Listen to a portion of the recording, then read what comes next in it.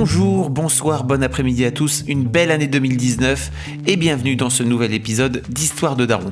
Je suis Fabrice, je suis votre hôte et cette semaine je vous propose d'écouter l'histoire de Bernard qui a 65 ans et qui après avoir juré toute sa vie que les enfants ce n'était pas pour lui, a fini par avoir 2 filles un peu tardivement. Le destin voudra qu'une petite dizaine d'années plus tard, sa femme disparaisse d'une maladie très rapide et voilà que Bernard se retrouve veuf à devoir élever seul 2 ados. On discute ensemble dans cet épisode de son chemin personnel, du décès de sa femme, de la façon dont il a géré ce drame dans sa famille, de l'éducation de ses 2 filles et de leur chemin à tous les 3 après cette tragique disparition. Bernard m'a personnellement beaucoup touché au cours de cet entretien et j'espère que vous apprécierez cet épisode. Un grand merci d'avance pour votre écoute. Je vous en parle depuis quelques mois, mais ça y est, Rocky est enfin lancé. Ce podcast est désormais propulsé par ce nouveau magazine qui s'appelle Rocky, R-O-C-K-I-E, qui est le magazine pour accompagner les femmes, mais aussi les hommes qui le souhaitent dans leur vie d'adulte. Vous pouvez vous abonner à notre newsletter sur www.rockymag.com, ROCKIEMAG.com, pour ne manquer aucun nouvel épisode. Et surtout, tous les jours, on publie un ou plusieurs articles. Il y a un forum, enfin vous verrez, il y a plein de choses. Surtout, n'hésitez pas à aller voir ROCKIEMAG.com, Rocky Mag. J'espère que ça vous plaira. Surtout, n'hésitez pas à nous donner votre avis sur le sujet. J'en profite aussi pour vous dire qu'avec Rocky, on a lancé un nouveau podcast qui s'appelle Histoire de couple, comme Histoire de Daron, mais pour les couples. On fait parler des couples, de leur histoire, avec Clémence qui est la rédac chef de Rocky.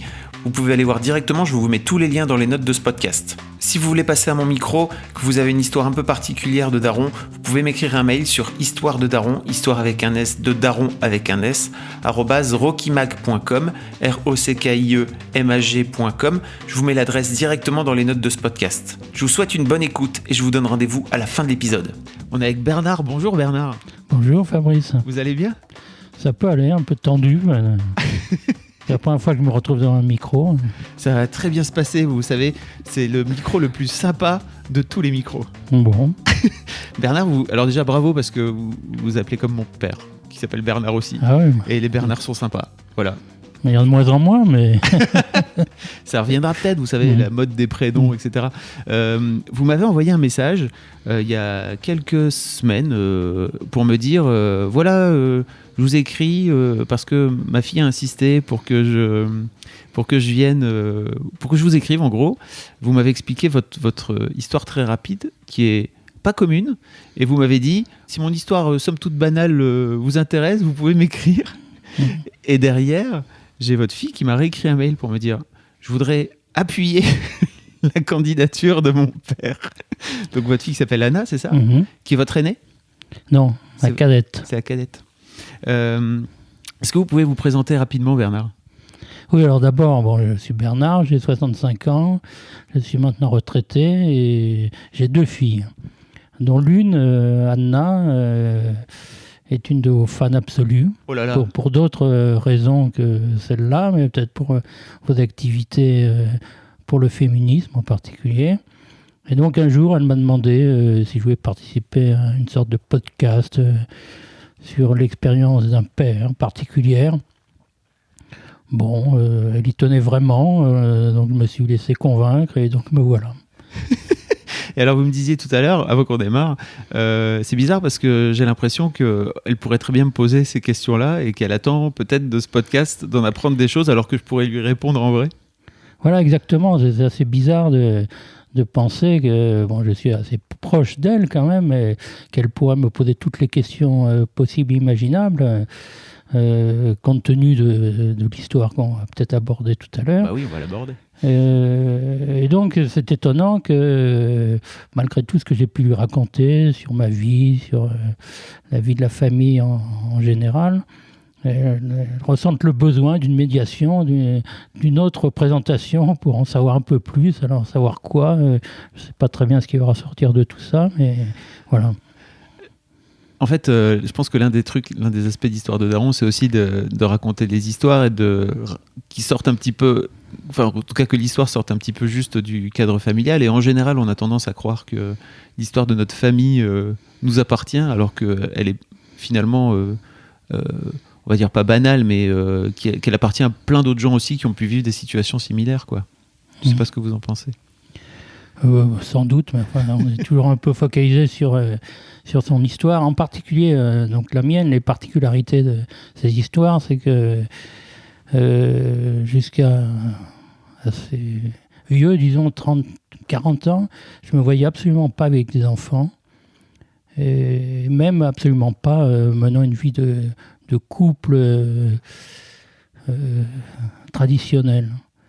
Et le sort, la vie a voulu que je me marie, j'ai 2 enfants et que ma femme meurt brutalement. Et donc je sois ensuite avec 2 enfants à charge, alors que j'y étais pas vraiment préparé et que si on regarde les idées que j'ai eues pendant très longtemps, je me voyais absolument pas m'occuper d'enfants. Alors, ça se concrétisait comment? C'est-à-dire que vous avez eu vos enfants à quel âge? J'ai eu ma première fille à 41 ans, ouais. Et Anna, dont on parlait, à 43. Bon, la première s'appelle Mathilde, pour quand même la citer. Coucou Mathilde. Vous avez rencontré votre femme à quel âge? J'ai rencontré ma femme à 35 ans.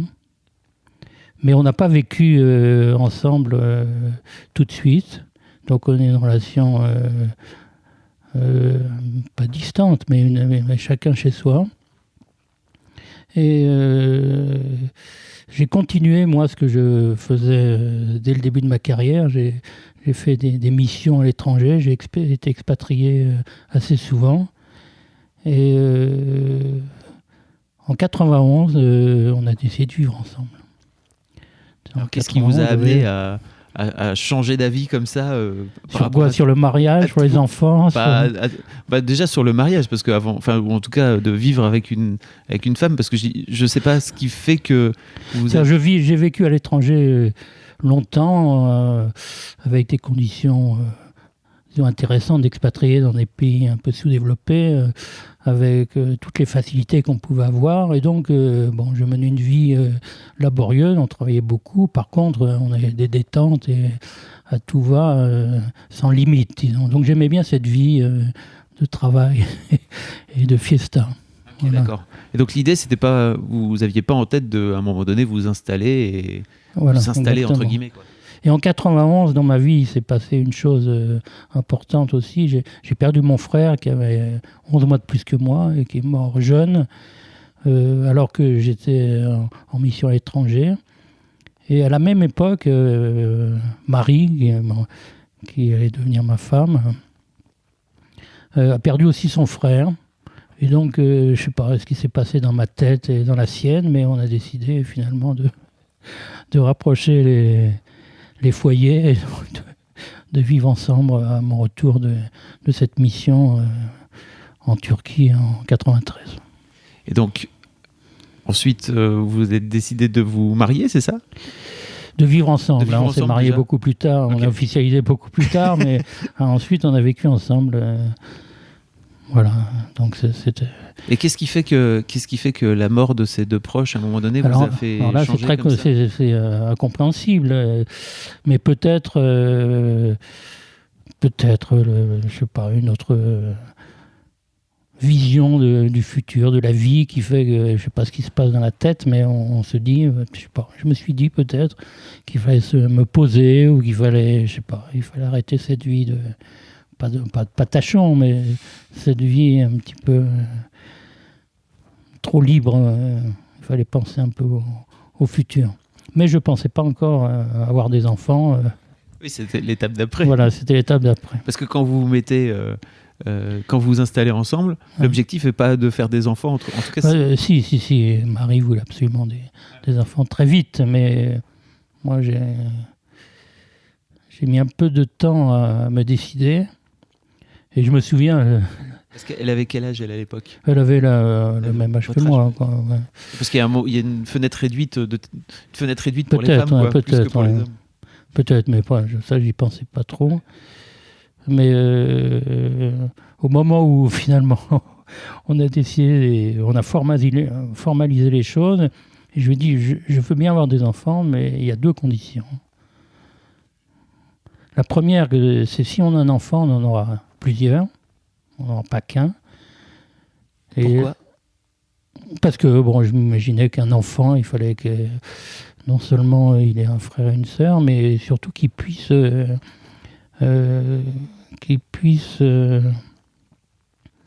développer des relations sociales ou, je sais pas, ou fraternelles avec un frère et une sœur. Ok. Ça, c'était la première raison. Et la deuxième condition, c'était, et je lui ai dit, si jamais on devait se séparer, tu prendrais les enfants. Ok. Bon, chose sur laquelle je serais évidemment revenu 3 ans après si on avait dû se séparer, quoi. Parce que vous aviez en tête une idée que c'était potentiellement ses enfants à elle plutôt que les vôtres, en tout cas à l'époque, c'est ça?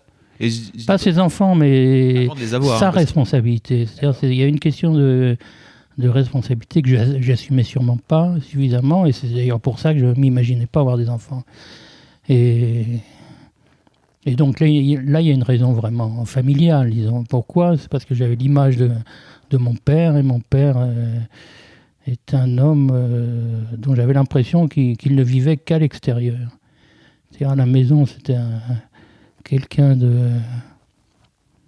d'un peu fermé, d'un petit peu effacé, alors que bon, il était journaliste, et comme j'allais le voir au journal, bon, il avait des responsabilités qui faisaient que j'avais l'impression qu'il avait une certaine autorité sur les autres, alors qu'à la maison, il était complètement effacé, et j'ai l'impression qu'il retrouvait son allant, son activité, uniquement quand il partait de la maison.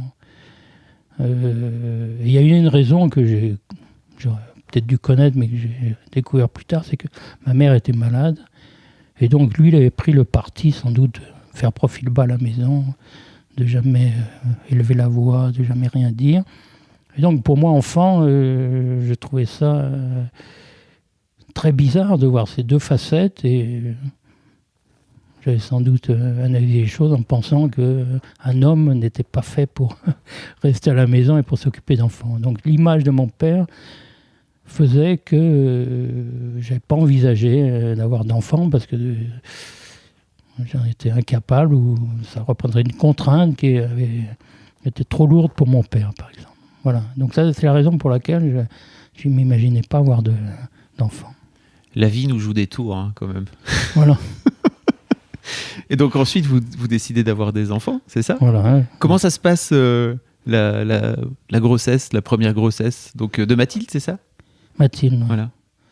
Bon, ça se passe normalement. C'est-à-dire, moi, j'étais un peu à l'écart, je faisais ce qu'on me disait de faire. Il fallait rencontrer des médecins, faire de l'aptonomie, vous savez. Ouais. L'aptonomie. Bon. Je connais, ouais.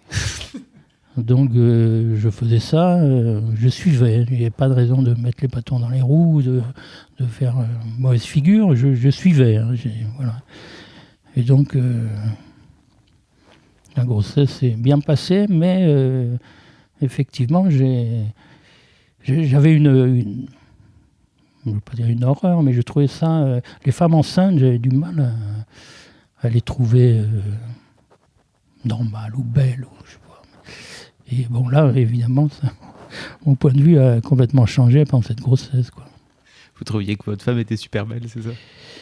Oui, mais bon, c'était naturel, c'était normal, voilà. C'était pas inconvenant de se promener comme ça avec le...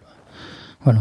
Bon, enfin, je sais pas si je m'exprime très bien, mais non, si, je pense que c'est un truc qui est assez répandu chez pas mal d'hommes de voir, je sais pas, les femmes enceintes un peu comme des objets étranges qu'on a du mal à identifier. Voilà, bon, c'est un peu ça, ouais. Comment ça se passe l'accouchement, la rencontre avec Mathilde? En l'accouchement, j'ai une anecdote quand même. J'ai une anecdote parce que j'avais conservé, disons, un comportement un peu masculin ou macho. Et lors de l'accouchement, le médecin arrive et dit: est-ce que madame voulait une péridurale? Et moi, je voyais ma femme souffrir, et j'avais du mal pour elle, évidemment, quoi.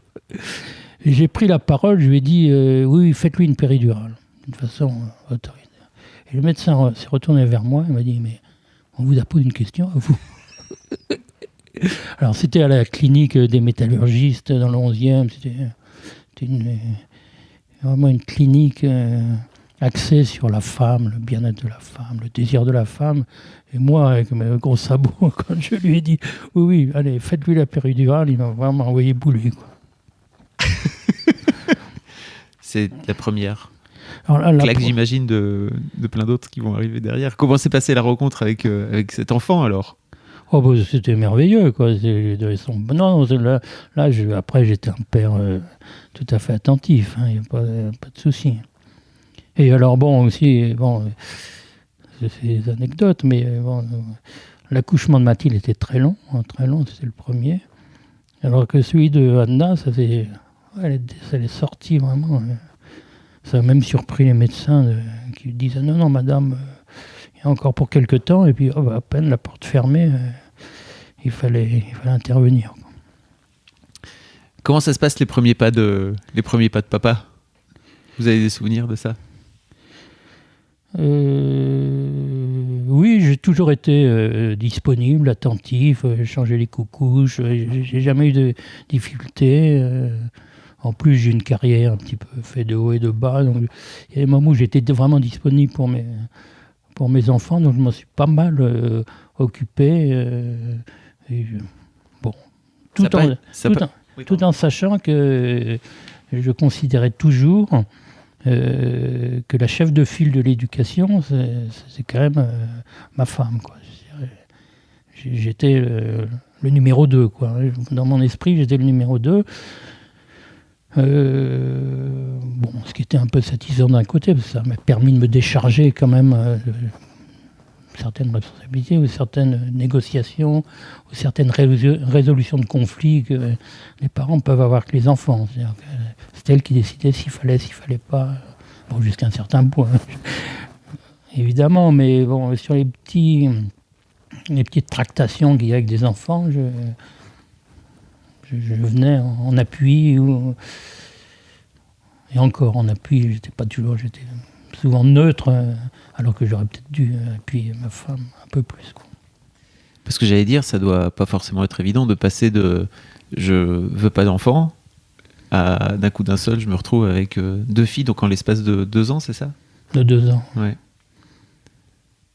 Non, ça a été il a fallu peut-être le coup de pouce de la réalité pour voir qu'il fallait quand même s'en occuper, partager, mais ça m'a pas coûté vraiment.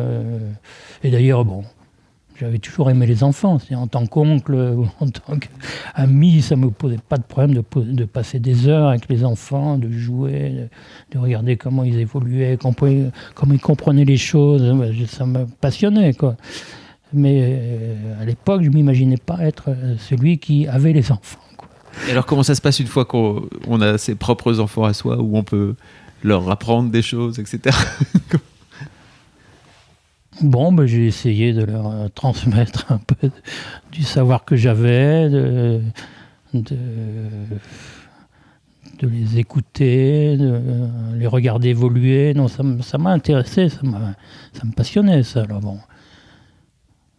j'étais peut-être pas toujours ni à la hauteur, ni à la disponibilité, mais j'ai beaucoup aimé les enfants petits qui ont une grande confiance, qui regardent, qui posent des questions. Ça m'a.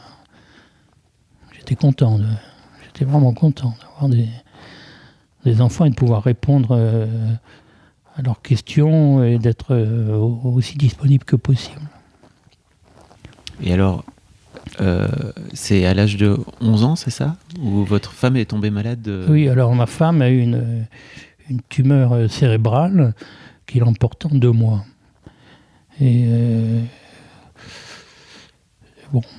c'est une situation compliquée parce que, sur le plan personnel, c'est compliqué parce que moi, je suis un peu passé à côté. J'ai pas compris les messages des médecins qui manifestement voulaient me faire comprendre qu'il n'y a aucun espoir, quoi. Mais moi, je suis pas sûr d'avoir vraiment compris ces trucs-là. Et deuxièmement, il y avait mes enfants, leur dire, pas leur dire. Comme moi-même, je ne savais pas, je n'étais pas persuadé qu'il se passait quelque chose de dramatique. Je ne les ai pas informés vraiment de... c'était tellement vite 2 mois.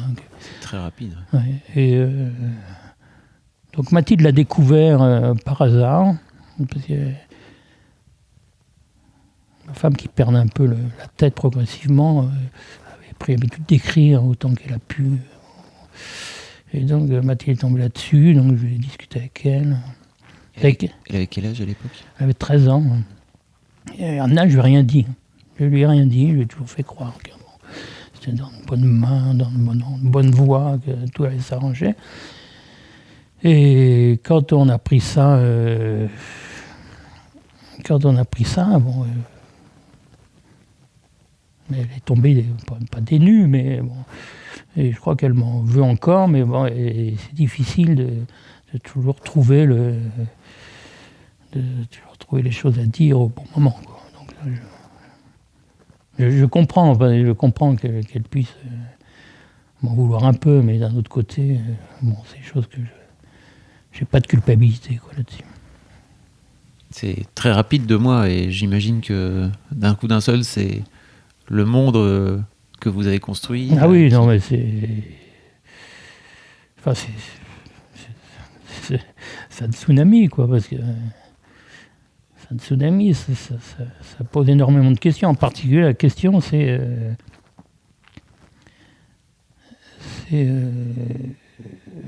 est-ce que mes enfants vont m'en vouloir de quelque chose sur le passé, de ne pas avoir été assez, de pas avoir été trop, de ne pas toujours avoir été de bonne humeur, de ne pas avoir... je ne sais pas, vous voyez, mais c'est une culpabilité que j'avais, de me dire, est-ce que mes enfants que je vais retrouver en face à face ne vont pas me reprocher implicitement ou explicitement de ne pas avoir été... suffisamment disponible ou... Non, pour ma femme, je veux dire, voilà, de ne pas avoir... je ne sais pas. Vous voyez, c'est une culpabilité que j'avais, de penser que ça pourrait être des reproches vivants de ma propre culpabilité de ne pas avoir, d'avoir trop, de pas avoir... Vous voyez, il y a toujours des choses dans un couple où on peut se dire j'aurais pu, ou j'aurais dû, ou j'aurais pu faire autrement, j'aurais pu répondre différemment. Et donc la peur que j'avais... une des peurs, c'est de dire mes enfants vont me reprocher quelque chose et donc on n'aura jamais des relations amicales, quoi. Voilà.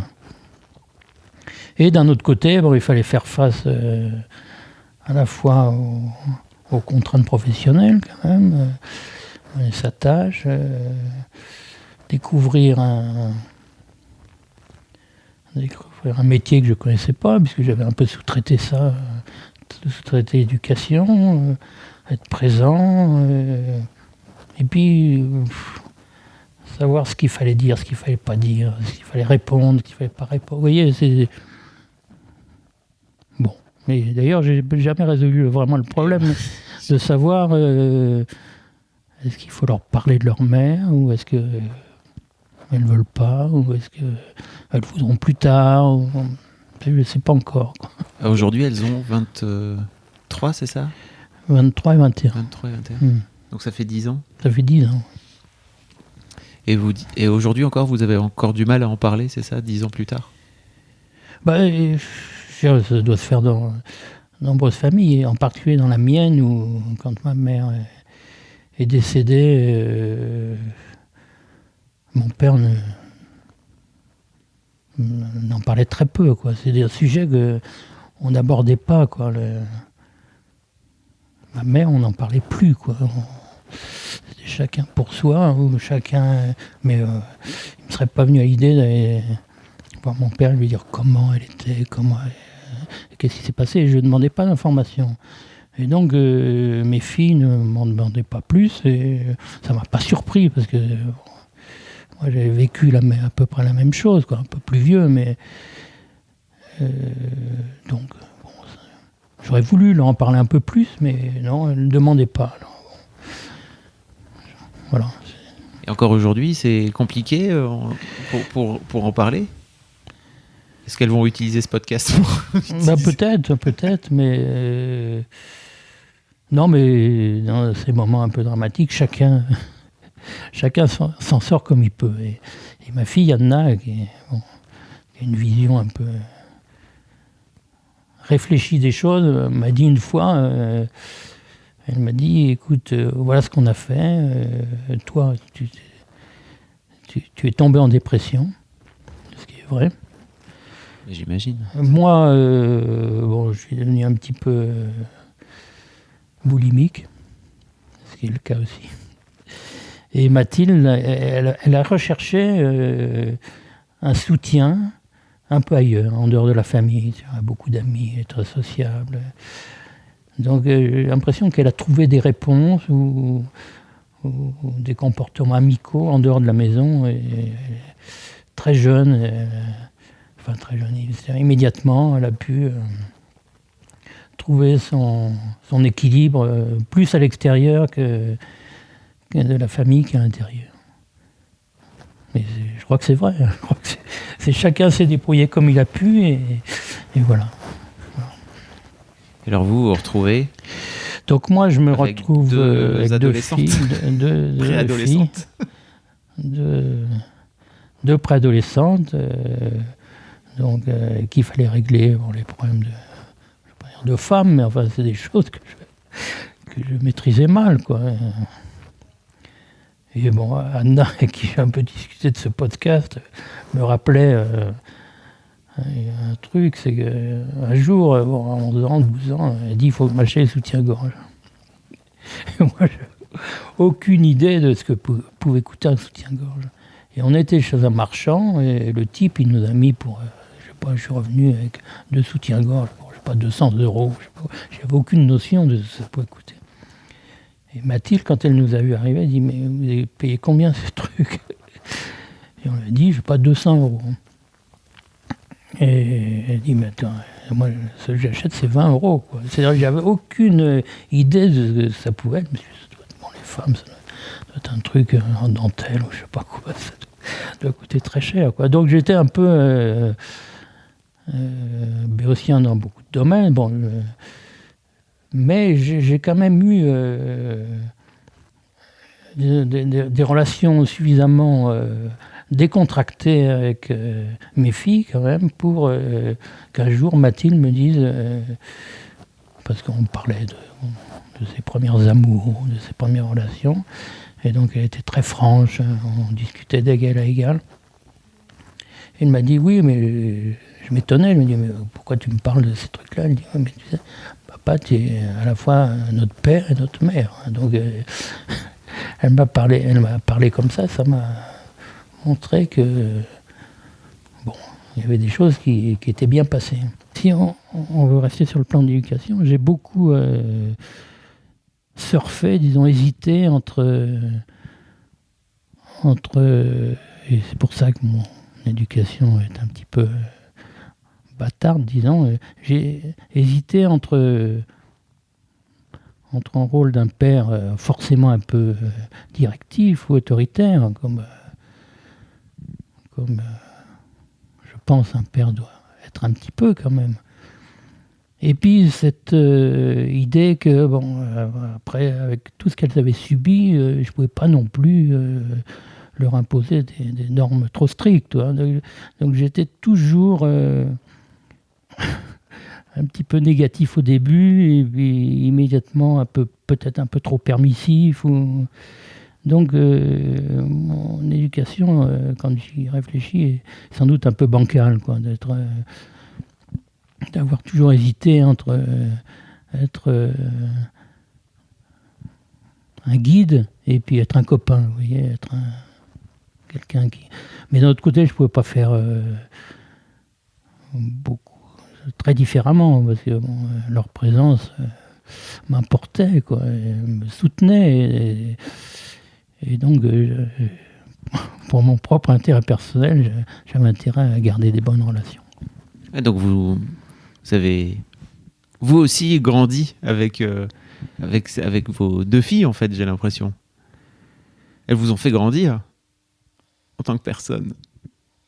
Elles m'ont beaucoup soutenu finalement. Et quand j'y pense, elles m'ont beaucoup soutenu. Parce que, évidemment, quand j'ai eu des périodes un petit peu dures, quoi, dépressives,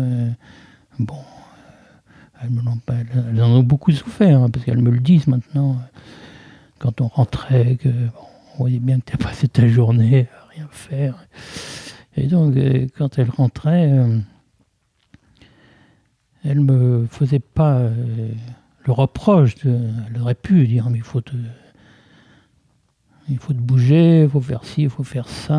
Non, elles ont accepté cette situation et beaucoup de gentillesse, de clairvoyance même, parce que si elles m'avaient poussé, je ne sais pas ce que j'aurais pu vraiment faire de plus, mais donc là, elles faisaient comme si tout était normal, tout en souffrant sans doute beaucoup d'avoir comme seul support dans la vie un homme un petit peu dépressif. Quoi. Ça a duré longtemps, cette période de dépression ? Ça a duré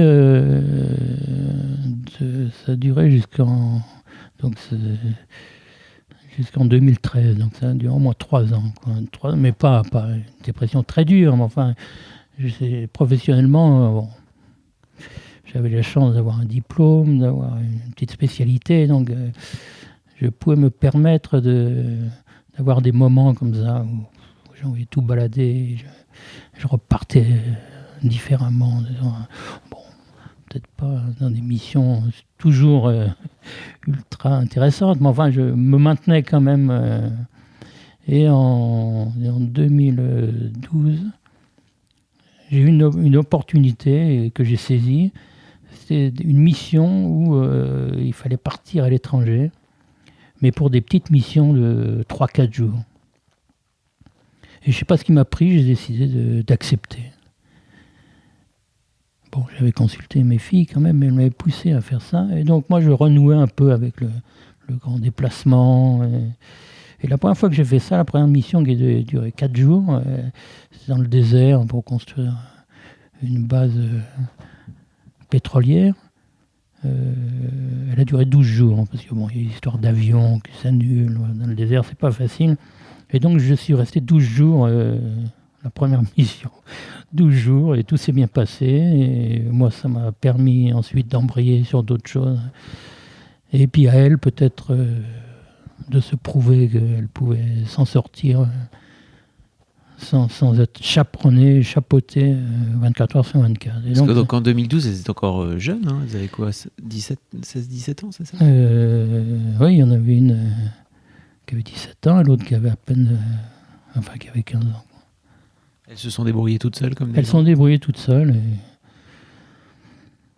Mais bon, moi, ça m'a permis de me libérer un petit peu. Et puis ensuite, j'ai fait des missions un peu plus longues, d'une quinzaine de jours. Et puis elles se sont débrouillées. Et puis elles ont pris leur envol. Voilà. Donc,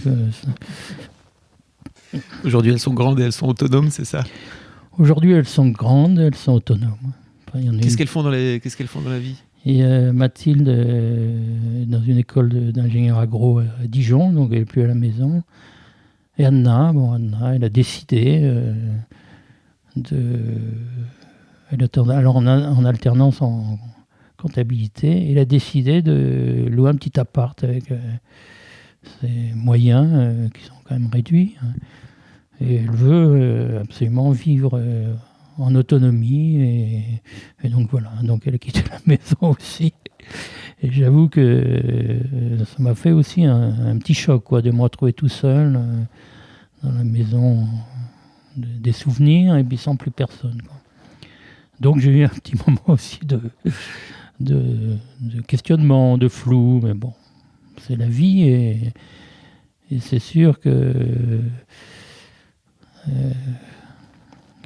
pour revenir sur cette éducation un peu mitigée, quoi, entre l'autorité et puis le copinage.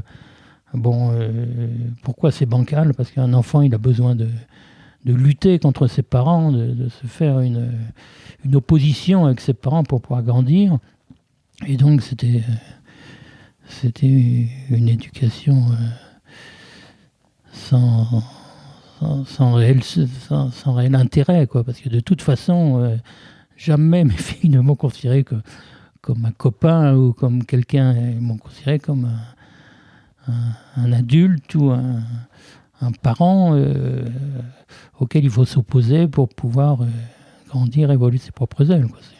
C'est la loi de la vie, quoi. Mais j'ai l'impression qu'elles s'en sortent plutôt bien. J'ai l'impression, Pourquoi vous mais dites bon. que votre éducation elle était sans réel intérêt, j'ai pas l'impression Non, que mais vous avez vécu bon, comme ça. moi j'ai vécu, donc j'ai perdu mes parents aussi, et bon, je m'en suis sorti, mais bon, il est évident qu'un jour ou l'autre, les choses peuvent vous rattraper, quoi. Donc, moi j'ai eu ensuite des événements qui ont fait que bon, il y a des choses que j'avais peut-être pas complètement intégrées ou maîtrisées qui reviennent comme ça. Donc, Comme quoi, par exemple?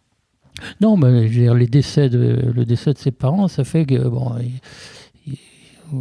à l'occasion d'un autre événement dans la vie, on peut très bien, tout d'un coup, ça peut un peu se mélanger et conduire à des pertes un petit peu de confiance, quoi, dans la vie, hein, en général, quoi. Donc, je suis assez vigilant de savoir comment elles vont évoluer. Enfin, bon. Non, je comprends. Vous avez l'air très, très attentif Oui. à elle. Et c'est marrant parce que j'ai l'impression qu'entre le portrait que vous avez dépeint de vous, très honnête, en disant pour moi, les enfants, c'est pas possible. Et donc, 23, 25 ans plus tard, l'homme que vous êtes devenu, ça a complètement. Vous êtes plus le même, quoi. Non, mais c'était un manque de confiance, de dire est-ce que je serais capable d'éduquer, de m'occuper d'enfants. Et puis finalement, je crois que j'en étais capable. Bah, la preuve. Parce que je vais reprendre le mail d'Alain, si vous voulez bien. Mm-hmm. C'est marrant parce qu'elle a vraiment écrit. Mon père s'est donc retrouvé soudainement seul avec 2 filles de 11 et 13 ans. Aujourd'hui, nous avons 21 et 23 ans. Nous sommes toutes les 2 parties de la maison. Et il doit reconstruire sa vie d'homme retraité après avoir été pendant 10 ans un père à plein temps.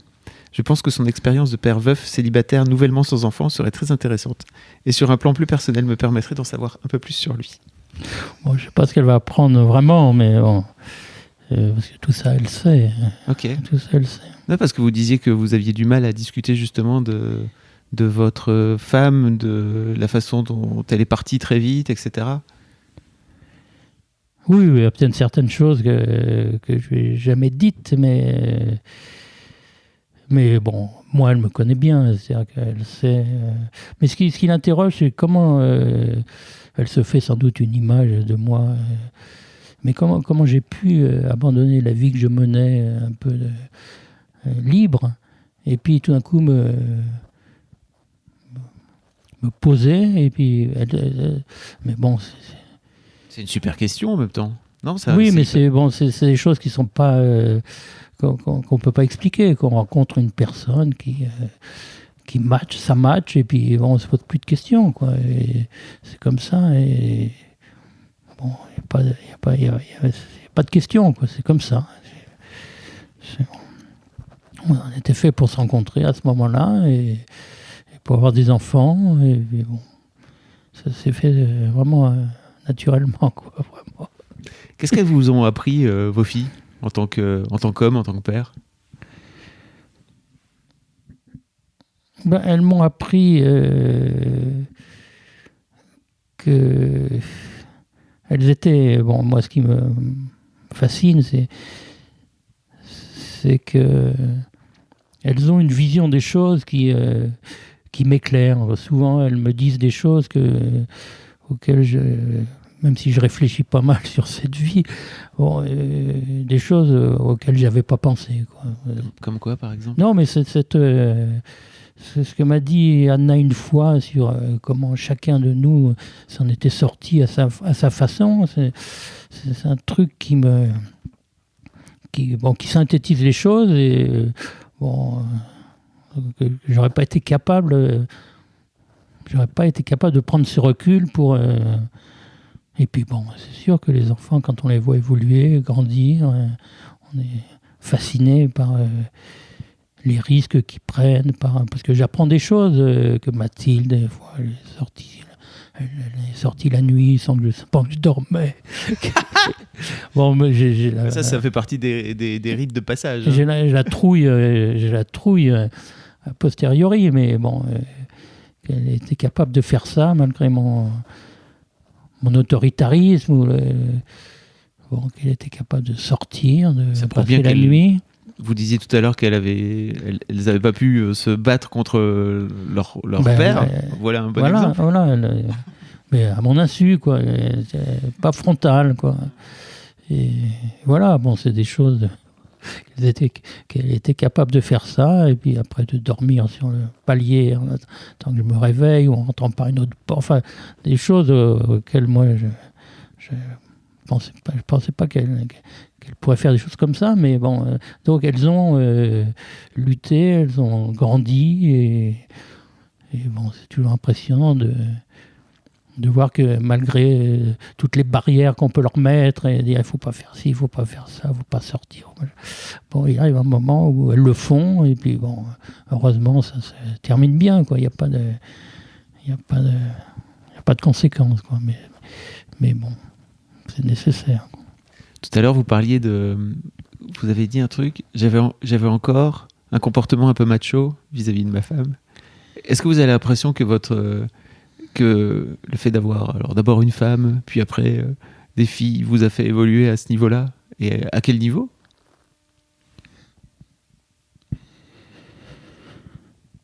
C'est-à-dire, moi, ma femme venait d'un milieu un peu villageois, avec un père très très autoritaire. Et donc, quand elle a vu comment je m'occupais des enfants, elle a été surprise, quoi, parce que son père jamais se serait imaginé son père changer les couches. Et sur son lit de mort, vous voyez, au moment où on ne sait pas s'il faut faire un bilan ou s'il ne faut pas le faire, il faut se dire des choses. Une chose que j'ai retenue, alors est-ce qu'elle l'a dit exactement comme ça, j'en sais rien. Mais une chose qu'elle tirait de notre expérience, c'est que finalement, j'avais été un père à la hauteur, vous voyez. C'est un truc que j'ai retenu. Alors, bon. Que j'avais été à la hauteur de... Bon, bien sûr, parce que si elle me comparait à son père qui n'avait peut-être jamais rien fait pour ses enfants, qui était très distant, bon, elle avait été surprise de voir que moi, je m'étais intéressé à mes filles, que moi, j'avais mis la main à la pâte, que je n'avais jamais rechigné à faire les choses que normalement... Et bon, j'ai quand même un certain âge, et peut-être à l'époque, ça se faisait moins, quoi. Les pères... je sais pas, les pères s'occupaient moins de leurs enfants, mais moi, ça m'a jamais ennuyé de me lever la nuit, ou de... Bon, non, ça... Ça vous a fait plaisir qu'elle vous dise ça? Parce que j'imagine que vous ne projetiez pas. J'étais très surpris. Non, mais j'étais très surpris quand faire le bilan d'une vie commune, avec, bon, forcément des hauts, des bas, des choses qu'on se reproche, des choses qu'on aurait pu se comporter différemment. Bon, il y a toujours des choses où on voudrait que s'expliquer, que ça continue, que les choses... et puis non, on comprend plus ou moins que c'est la fin, quoi. C'est fini. Et qu'elle m'ait dit ça, bon, ça m'a surpris, mais bon, à l'époque j'étais content qu'elle me dise une chose pareille, quoi, qu'elle tire ce bilan, mais d'un autre côté, j'ai longtemps cru, parce que mes filles m'ont quand même mené une vie un peu de conflit, hein, père-fille. J'ai longtemps cru que non, ma femme s'était trompée, quoi, que j'étais pas un bon père, mais c'est dur finalement d'avoir des enfants.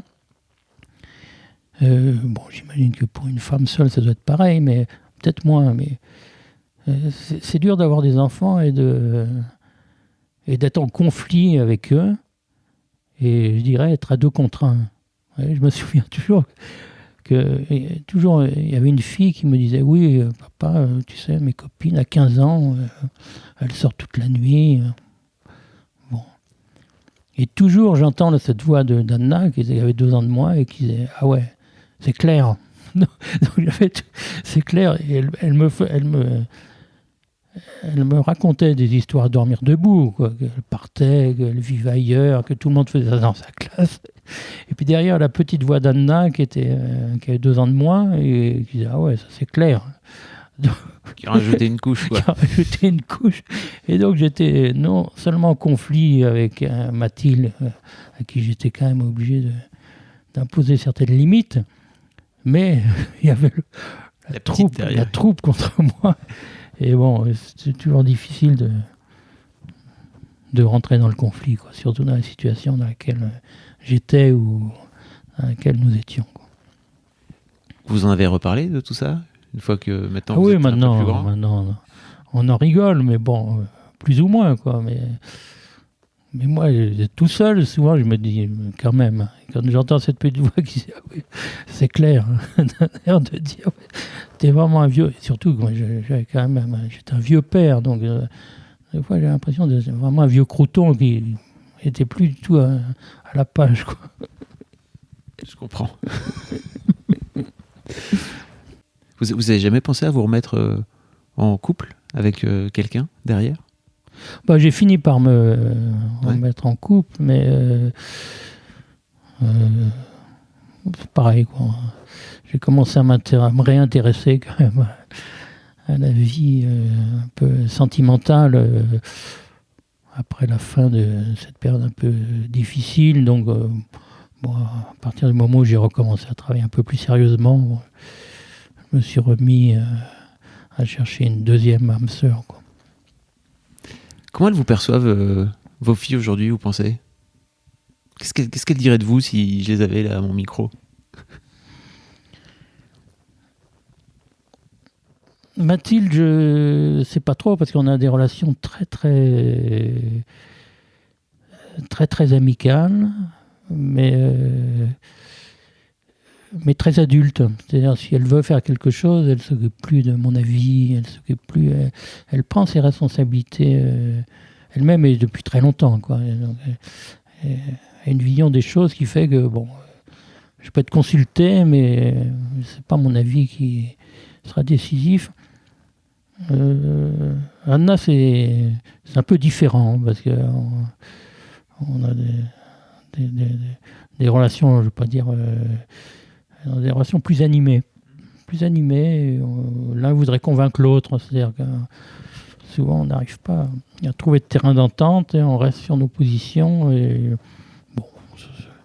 ça dégénère pas en conflit dramatique, mais c'est jamais vraiment c'est jamais vraiment cool.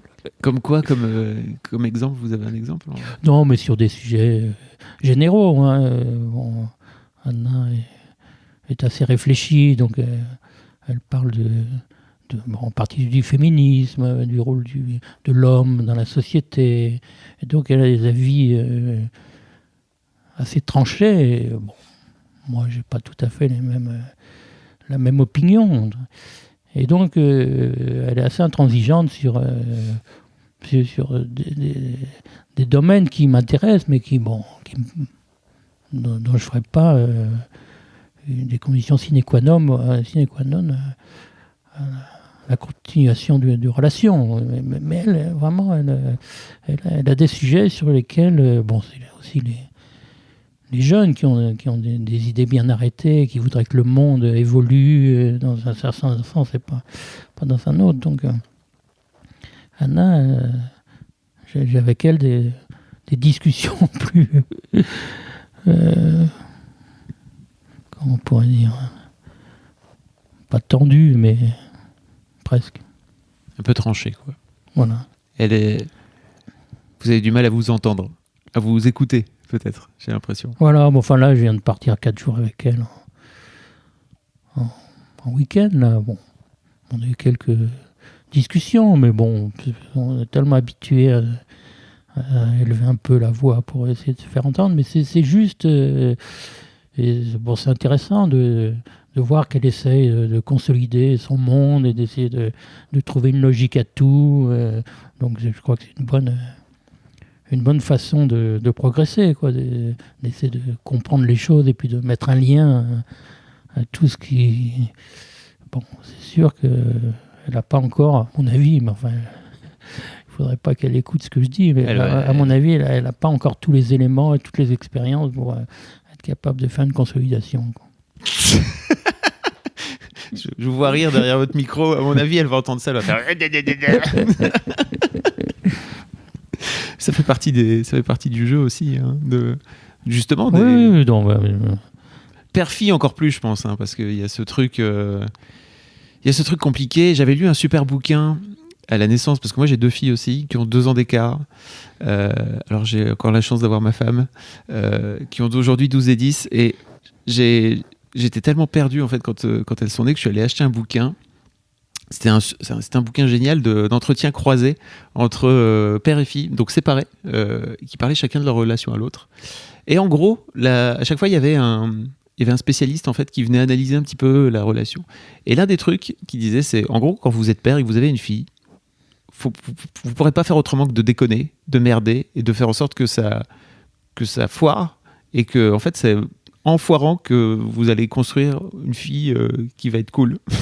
Donc vraiment, je me suis dit waouh. Non, mais je crois que c'est pour les garçons, c'est la même chose, quoi. Il faut qu'il y ait un conflit, bon, qui ne dégénère pas, mais il faut qu'il y ait une opposition et que finalement les enfants se construisent en s'opposant. Voilà. Et puis, bon, il faut être capable parents d'accepter ces conflits, d'y faire face. Et moi, la difficulté, c'est qu'à un certain moment, j'ai eu du mal. J'aurais préféré que les choses soient vraiment cool, que les choses soient sans excès, sans animosité. Et bon, donc à ce moment-là, j'ai un peu de mal à gérer ces conflits qui sont naturels et nécessaires, quoi. Qu'est-ce que vous avez si elles écoutent ce podcast, et sans doute qu'elles vont l'écouter, qu'est-ce que vous avez envie de leur dire à vos 2 filles? Non, je voudrais leur dire que je suis fier de ce qu'elles sont devenues malgré les difficultés et que je voudrais qu'elles le sachent, quoi, que tout ce qui a pu se passer, on y a fait face ensemble, chacun à sa façon, mais que finalement, elles ont souvent choisi la voie qu'il fallait, compte tenu de leur personnalité, compte tenu de l'environnement, compte tenu de leur père, parfois déficient, mais que finalement, elles s'en sortent et j'espère qu'elles iront le plus loin possible vers le bonheur, quoi.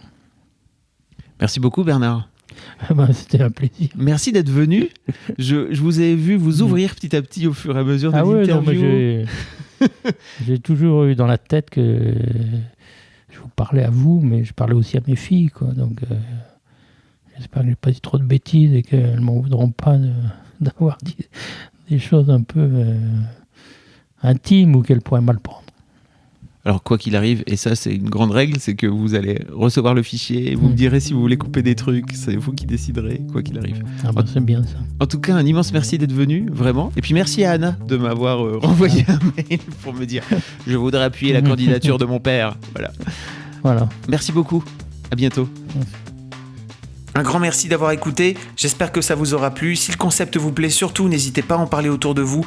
Parlez de Rocky à vos amis mecs et à vos amis filles. Partagez sur vos réseaux sociaux, le bouche à oreille, c'est encore le meilleur moyen de faire connaître Rocky et de faire connaître l'histoire de Daron.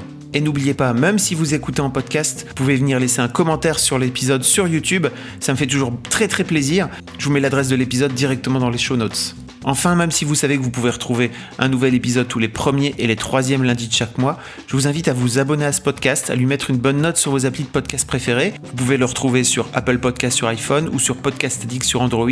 Mais vous pouvez aussi retrouver Histoire de Daron sur Deezer, sur Spotify, sur SoundCloud et même sur ma chaîne YouTube. Vous retrouverez tous les liens dans les notes du podcast. Je vous donne rendez-vous pour le prochain épisode d'Histoire de Daron. Ça sera le 3e lundi du mois de janvier. Ça sera donc le lundi 21 janvier 2019. Je vous souhaite encore à toutes et à tous une très belle année, de pouvoir avoir tout ce que vous pouvez souhaiter. Et d'ici là, je vous souhaite une très belle vie.